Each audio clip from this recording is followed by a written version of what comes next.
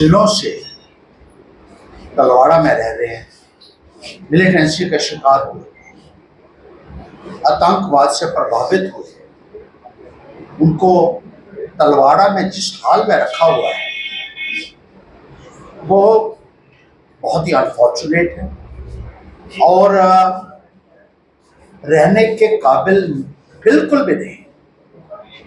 लोगों को वो सुविधाएं नहीं मिल पा रही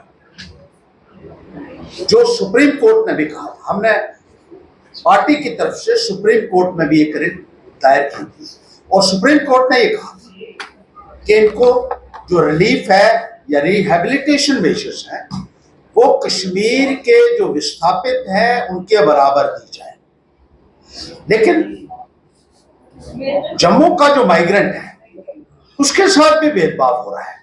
यानी जो दहशतगर्दी का शिकार है जम्मू का रहने वाला बिशंदगान, जम्मू प्रांत का रहने वाला, डिस्क्रिमिनेशन उसके साथ भी किया जा रहा है जैसे कि हर शोभा में किया जा रहा है। जो राशन मिलना चाहिए था, जो कैश रिलीफ मिलना चाहिए था, वो नहीं मिल रहा है तलवाड़ा के माइग्रेंट्स को। सुप्रीम कोर्ट ने कहा था कि 11 किलो इनको राशन मिलना चाहिए, जिसमें 9 किलो जो है वो आटा और 2 किलो चावल था, लेकिन वो भी घटाकर इन्होंने 8.5 किलो कर दिया है। सुप्रीम कोर्ट के आदेशों की भी खिल्ली उड़ाई जा रही है। सुप्रीम कोर्ट ने कहा था कि इनको 300 रुपया पर कैटल के हिसाब से मिलना चाहिए, क्योंकि इनके जो माल मवेशी हैं उनके लिए भी फॉडर का इंतजाम हो सके। लेकिन उस सुप्रीम कोर्ट के फैसले को अभी तक इस सरकार ने लागू नहीं किया है। पिछले 11 वर्षों से भारतीय जनता पार्टी की सरकार चल रही है और ये रिलीफ मेजर्स जो है वो केंद्र सरकार से आने चाहिए थे। यहां भी सरकार उनकी रही, लेकिन अभी तक उस सुप्रीम कोर्ट के फैसले को लागू नहीं किया गया है, जिसकी वजह से इन माइग्रेंट्स के अंदर एक रोष देखने को मिल रहा है। इसी तरीके से जो केरोसिन ऑयल का इनको कहा गया था कि केरोसिन ऑयल भी जो है वो सुप्रीम कोर्ट के आदेश के मुताबिक दिया जाएगा, और ये केरोसिन ऑयल भी इनको नहीं मिल पाया है। 2015 से ये इनको मिलना था और उसके लिए भी सरकार की तरफ से कोई भी कार्रवाई अभी तक नहीं की गई है।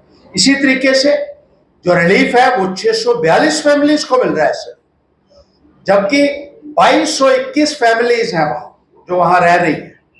तो जो बकाया 1600 के करीब फैमिलीज हैं उनको अभी तक रिलीफ नहीं दिया जा रहा है, हालांकि वो भी एंटाइटल्ड है। और कश्मीर के विस्थापितों के मुकाबले में ही उनको भी रिलीफ मेजर्स दिए जाने चाहिए थे। जो लोग बड़ा बड़ा छाती पीटते हैं और अपनी पीठ थपथपाते हैं कि जम्मू खित्ते के लिए और यहाँ के लोगों के लिए वो बहुत जद्दोजहद कर रहे हैं और यहाँ का हक दिलाने के लिए, लेकिन आज तक कभी भी मसला इस संदर्भ में नहीं उठाया गया। ना पार्लियामेंट में उठाया गया है, ना असेंबली के अंदर उठाया गया है, और ये लोग सफर कर रहे हैं। यहाँ ये बताना लाजमी है कि पिछले कुछ सालों में दहशतगर्दी का माहौल जम्मू प्रांत में ज्यादा देखने को मिला है और जोरी इलाका है जहाँ से ज्यादा माइग्रेट हुए हैं।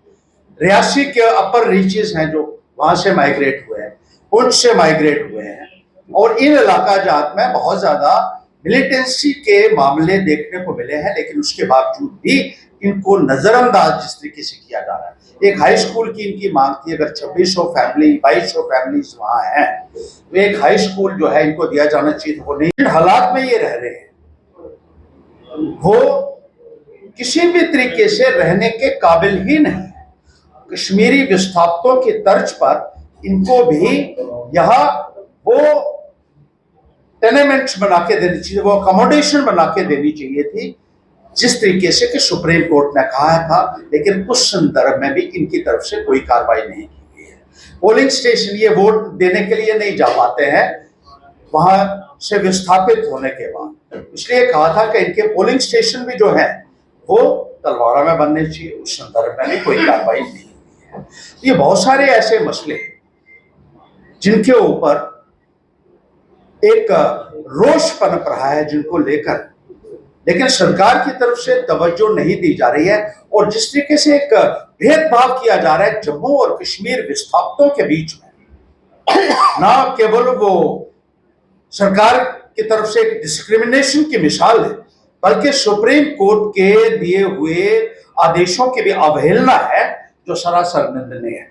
सरकार से हम कहना चाहते हैं कि जो इनके जितने भी मामले एक मेमोरेंडम की शक्ल में इनको दिए भी गए हैं और दोबारा भी हम भेज रहे हैं, और ये कहना चाहते हैं कि इनकी तरफ जल्द से जल्द तवज्जो दी जाए और ये सेटल किए जाएं, वरना मजबूर होकर हमें प्रदर्शन दिल्ली में भी करना पड़ेंगे और हाई कोर्ट में भी और सुप्रीम कोर्ट में भी दोबारा जाना पड़ेगा, ताकि सरकार के उन फंक्शनरीज को जवाबदेह बनाया जाए, उनको कटघरे में खड़ा किया जाए जो माइग्रेंट्स के साथ भी इस तरीके का इनजस्टिस कर रहे हैं।